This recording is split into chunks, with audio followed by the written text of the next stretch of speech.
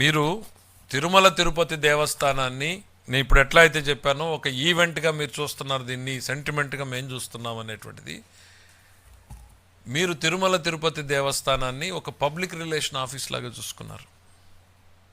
ఎన్ని లక్షల మందికి అండి మీరు రికమెండేషన్ లెటర్లు ఇచ్చింది?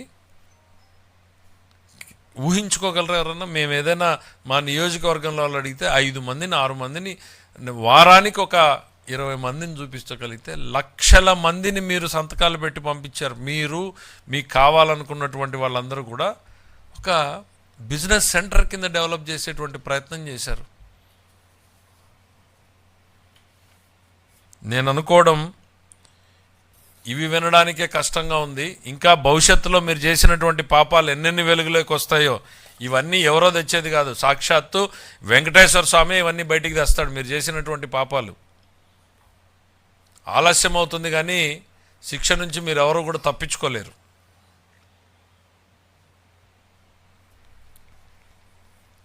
రేపు పొద్దున నిజంగా మీరు 28వ తారీఖున వెళ్తే మీ పార్టీ వాళ్ళకు కూడా ఆ లడ్డూని కొని ఇవ్వండి. వాళ్లే చెప్తారు ఈ లడ్డు ఎంత గుమగుమలాడుతోంది, మళ్ళీ ఆ పూర్వ వైభవం ఎట్లా వచ్చింది అనేటువంటిది. మీ పాలనకు మా పాలనకు రేపొద్దున మీ కార్యకర్తలే నిజాలు చెప్పేటువంటి పరిస్థితులు వస్తాయి. ఎందుకంటే వాళ్ళు కూడా చాలామంది దేవుణ్ణి నమ్మేవాళ్ళు ఉన్నారు, ఈ దేవుణ్ణి నమ్మేవాళ్ళు ఉన్నారు. మీకు నమ్మకం లేకపోవచ్చు, నేను మళ్ళీ చెప్తున్నా, మీకు నమ్మకం లేకపోవచ్చు. ఆ దేవదేవుణ్ణి నమ్మేటువంటి వాళ్ళు కోట్లాది మంది ఉన్నారు. వాళ్ళ మనోభావాలతో ఆడుకోవడం మానేయండి. ఇంకా మీకు వీలైతే చేసిన తప్పుకి బహిరంగంగా క్షమాపణ చెప్పండి.